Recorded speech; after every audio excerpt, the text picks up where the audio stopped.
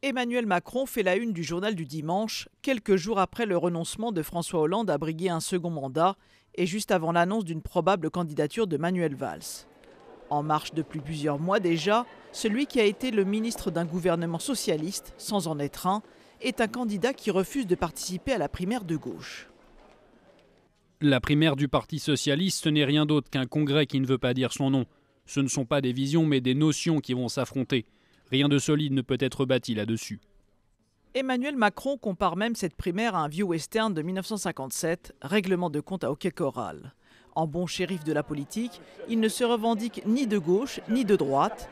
Pour lui, le clivage est ailleurs. Quand on prétend présider aux destinées d'un pays, on n'est pas là pour s'enfermer dans des querelles de clans. Aujourd'hui, le vrai clivage se situe entre progressistes et conservateurs.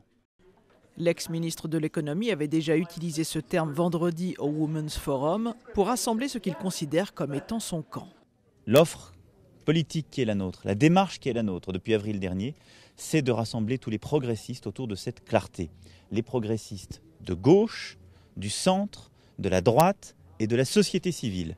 Emmanuel Macron considère que la vie politique telle qu'elle est organisée aujourd'hui crée de la fatigue démocratique.